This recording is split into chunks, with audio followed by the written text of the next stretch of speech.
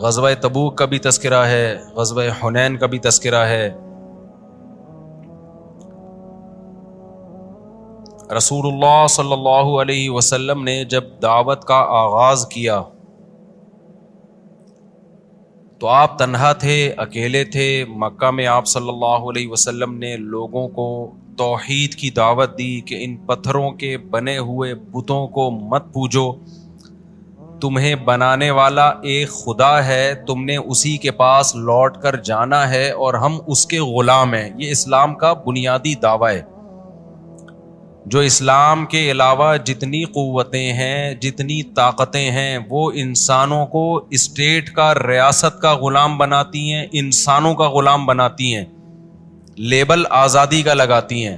دنیا میں خوب سمجھ لو آزاد کوئی بھی نہیں ہے۔ ادھر توجہ رکھنی ہے ذرا میری طرف، اور بچوں تم لوگ چپ کر کے بیٹھ جاؤ، ٹھیک ہے؟ کیا نام ہے تمہارا؟ تمہارا نام کیا ہے؟ حمزہ؟ کیا بول رہا ہے؟ خضر؟ خضر عرف چھٹانکی، چھٹانکی سے ہے نا اتنا سا۔ تو یہ اسلام کا بنیادی دعویٰ ہے کہ ہم کس کے غلام ہیں؟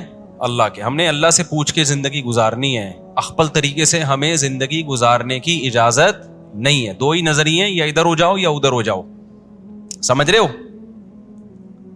یا تو آزاد ہو، اور آزاد کوئی بھی نہیں ہے، کوئی ملکی قوانین کا پابند ہے، کوئی خاندان کا پابند ہے۔ آزاد تو ایک لیبل ہے، دنیا میں آزاد کوئی بھی نہیں ہوتا۔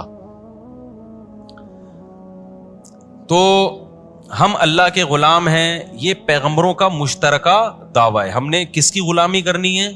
اللہ کی۔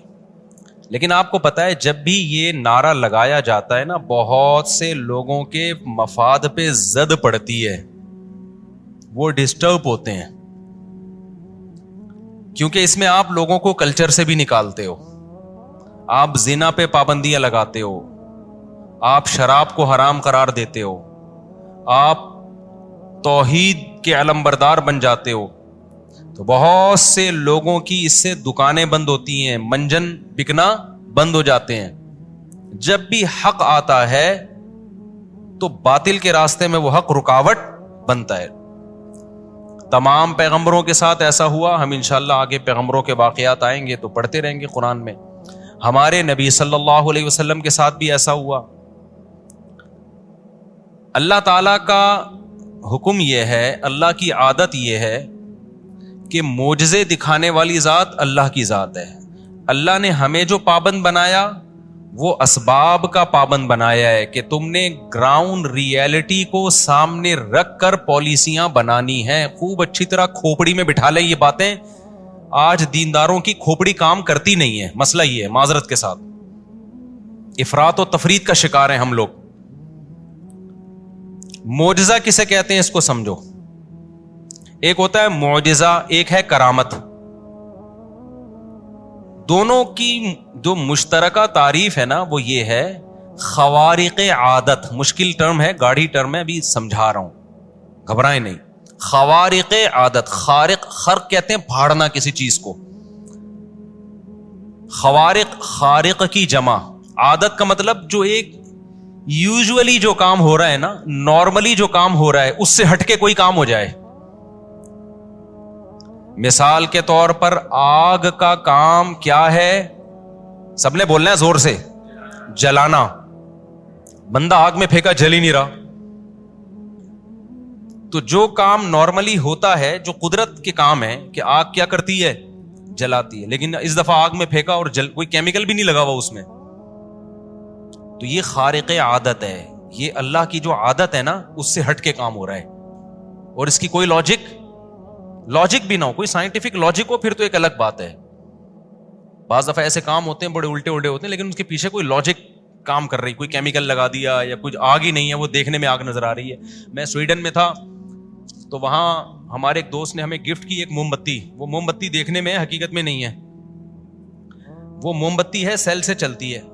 آپ بٹن آن کریں، اوپر آپ کو ایسا لگے گا جیسے آگ کا شعلہ، اور بالکل گورا جب کوئی چیز بناتا ہے تو بڑی اس میں ایکوریسی بہت ہوتی ہے، ایسا بالکل آگ کا شعلہ جل رہا ہے وہ، اور نیچے موم ہے، نہ حقیقت میں نیچے موم ہے نہ اوپر آگ ہے، وہ بالکل بالکل موم بتی.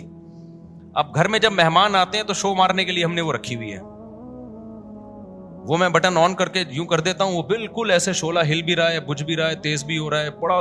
پھر ہم کیا کرتے ہیں, اس کے اوپر میں ہاتھ رکھتا ہوں, میں ہاتھ رکھتا ہوں. اب میں چاہوں نا, میں بہترین طریقے سے روحانی ٹوپی ڈرامے کا دھندا چلا سکتا ہوں, میرے پاس بہترین آپشن ہے, بہترین. تو اب میں کیا کروں, ہاتھ اور جل نہیں رہا. ابے بھائی لوگ کہیں گے یار, میں پھر کہوں بھائی یہی تو ہے اصل, تو میں بتانا نہیں چاہ رہا تھا آپ لوگوں کو کہ میں کیا ہوں, لیکن آج اللہ نے راز کھول دیا, یہ قدرت کی طرف سے, ہاتھ نہیں جل رہا. تو حالانکہ بھائی وہ خارق عادت کام نہیں ہے, وہ کیا ہے, وہ نظر کا دھوکا ہے. اصل میں وہ اتنی اسٹائل سے انہوں نے وہ بیٹری اس کی لگائی اور وہ کرنٹ اس میں آ رہا جا رہا ہے کہ موم بتی لگتی ہے, حقیقت میں نہیں ہے. اس کو خارق عادت نہیں کہتے, اس کو تو جادو کہتے ہیں, نظر کا دھوکا کہتے ہیں, ٹھیک ہے نا. نظر کا دھوکا ہی ہے. دیکھو رمضان میں نا تمیز سے آ کے بیٹھا کرو یہاں پہ, ٹائم نکال کے. رمضان اللہ کے لیے خاص کر دو, اس لیے جلدی یوں اٹھنا اور کروٹیں بدلنا اور بھاگنے کی کوشش نہ کرو, تمیز سے پراپر وے میں بیان سنا کرو, بیٹھ کے دلچسپی کے ساتھ سنا کرو, اور اس نیت سے کہ ہم نے یو ٹرن لینا ہے رمضان میں, پوری زندگی کیا کرنی ہے, بالکل بدل جانی ہے, بہت ہو گیا, ورنہ مر جاؤ گے تھوڑے دنوں میں. ابھی مرنے کے ٹائم 2-4 سال, 8, 10, 15, 20, اور کو جو غربت مہنگائی ہے اس کے حساب سے میرا خیال ہے زیادہ ٹائم ہمارا قبرستان جانے میں باقی بچا نہیں ہے. جیسے ہی ایئرپورٹ پہ اترا ہوں نا, سانس لینے میں مشکل ہونا شروع ہو گئی ہے, اتنی گندگی کراچی میں, ماشاء اللہ, الحمدللہ, صلو علی الحبیب. اب میں زیادہ نہیں جاتا اس طرف. تو اب مسئلہ یہ, اچھا جو ان کو مرنا چاہیے تھا وہ ماشاءاللہ زندہ بیٹھے ہوئے ہیں. طارق بھائی کو دیکھ لو آپ, 15-20 سال سے میں ان کو دیکھ رہا ہوں, بیمار ہیں, اور ابھی اطلاعی ان کے ساتھ کے جتنے تھے نکل لیے, جو صحت مند تھے, جو ان کی عیادت کرنے جاتے تھے, ان کو تسلیاں دیتے تھے. اور میں نے پھر پیشگوئی کی تھی, میں نے کہا جب تک پورا سیکٹر 10 مر نہیں جاتا آپ انشاءاللہ زندہ رہو گے. اور اب ماشاءاللہ زندہ ہیں, اللہ, یہ اللہ کی قدرت ہے بھائی, اور اللہ اور مزید لمبی زندگی دے انشاءاللہ. تو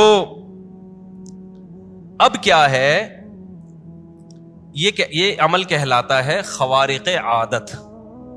خوارق عادت یہ موم بتی والا نہیں, حقیقت میں آگ ہو, کوئی کیمیکل بھی نہ لگا ہوا ہو, پھر بھی انسان نہ جلے. اس کام کو سائنسدان نہیں مانیں گے کبھی بھی, سائنس انکار کرے گی, ایسا پاسبل نہیں ہے. لیکن یہ کون کر سکتا ہے, خدا. کیوں؟ جو کائنات کو پہلی مرتبہ پیدا کر سکتا ہے جب کچھ بھی نہیں تھا. اس وقت تو کچھ بھی نہیں تھا نا, تو اس کا مطلب اس کے کلمہ کن میں اتنی طاقت ہے کہ یفعل ما یشاء, وہ جو چاہتا ہے کر گزرتا ہے. پہلی مرتبہ ہر چیز کو اپنی قدرت سے پیدا کیا, اس کا مطلب وہ لاجک کا اور سبب کا محتاج نہیں ہے.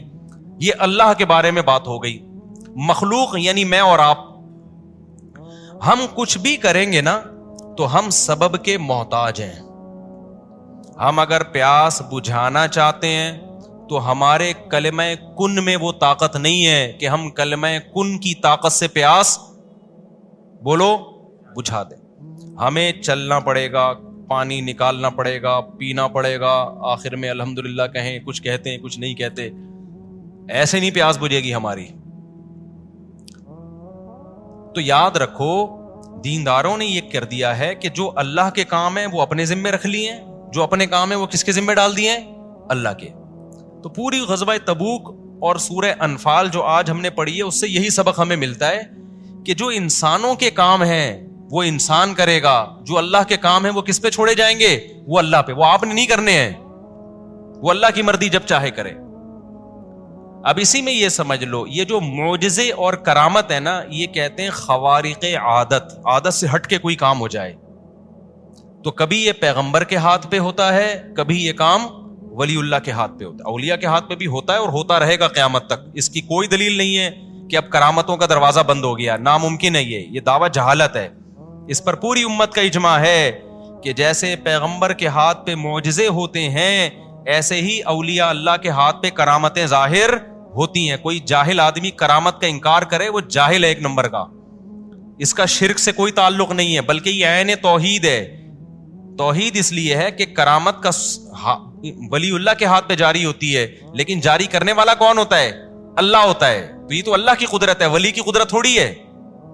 کرامت جب شرک ہوگی جب ہم کہیں یہ ولی کا اپنا کام ہے, اس کی اپنی طاقت اور قدرت ہے, اپنی تھوڑی ہے. حضرت مریم کو بغیر شوہر کے بیٹا مل گیا, یہ حضرت مریم کی کرامت تھی.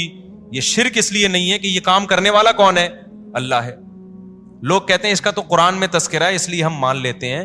تو قرآن میں تذکرہ سے کیوں مان لیتے؟ کیا شرک قرآن کے کہنے سے مان لو گے؟ ظاہر ہے قرآن شرک کو پروموٹ نہیں کرتا. قرآن سے اس لیے مانتے ہیں کہ قرآن یقینی چیز ہے. تو کوئی بھی یقینی دلیل ہمارے پاس ہوگی, ہم کرامت کے واقعے کو درست مان لیں گے, بشرطے کہ دلیل کیا ہو, یقینی. اب شریعت ہی نے ہمیں بتایا ہے کہ اگر کوئی صادق نیک آدمی آپ کو خبر دیتا ہے, مستند آدمی خبر دیتا ہے, تو اس خبر کو آپ کو درست ماننا پڑے گا. اگر کسی ولی کی کرامت کی خبر آپ تک مستند ذرائع سے پہنچی ہے, چاہے وہ قرآن نہ بھی ہو, ذریعہ مستند ہو, تو پھر آپ کو اس کو ماننا پڑے گا. پھر یہ کہنا یہ منجن اور یہ دکانیں اور یہ بزرگوں کی دکانیں چل رہی ہیں, جہالت کی علامت ہے. سمجھتے ہو کہ نہیں سمجھتے ہو؟ ایسے بہت سارے اکابر کو, ہمارے بھی اکابر گزرے ہیں, بہت سارے علماء میں بہت سارے گزرے ہیں جن کی عجیب عجیب, ہمارے شیخ حضرت مفتی رشید احمد صاحب رحمہ اللہ کی عجیب کرامتیں ہیں کچھ, لیکن ہم ان کو بیان نہیں کرتے, کوئی فائدہ نہیں ہے. اصل تو شریعت کو فالو کرو, لیکن انکار کر دینا کہ مانتا ہی نہیں ہوں میں, تو یہ جہالت کی علامت ہے. ہاں مستند ذریعہ اگر نہ ہو تو اس فیلڈ میں پھینکو بھی بہت بڑے بڑے پڑے ہوئے ہیں جو کرامتوں کے منجن بکتے ہیں باقاعدہ, تو وہ جاہل لوگ اس کو نقل کر رہے ہوتے ہیں. مستند ذریعہ سے ہوگا تو مانا جائے گا, مستند ذریعہ نہیں ہے تو نہیں مانا جائے گا, اس کو رد کر دیا جائے گا. جیسے میں بار بار بتاتا ہوں, شہداء کے خون کی خوشبو میں نے خود اپنی ناک سے ایک بار نہیں کئی بار سونگھی ہے. اب آپ کہو کہ میں نہیں مانتا, یہ اپنے بزرگوں کے منجن بیچتے ہیں. بہت سے ہمارے بزرگ شہید ہوئے, ان کے خون میں خوشبو تھی, تو کہتے ہیں یہ اپنے بزرگوں کے منجن بیچتے ہیں. تو بھائی آپ جہالت, آپ کیوں انکار کر رہے ہو؟ اگر آپ میرا جھوٹا ہونا ثابت کر دو پھر تو ٹھیک ہے, جب ثابت نہیں ہے تو آپ بلا وجہ کیوں انکار کر رہے ہو؟ یہ تو ضد اور ہٹ دھرمی ہے. یا تو آپ کہو کرامت ہو ہی نہیں سکتی, تو پھر تو ٹھیک ہے. السلام علیکم ورحمۃ اللہ وبرکاتہ. بزرگان دین کے اچھے بیان سننے کے لیے ہمارے KFA اسلامک چینل کو سبسکرائب کر دیجیے. شکریہ.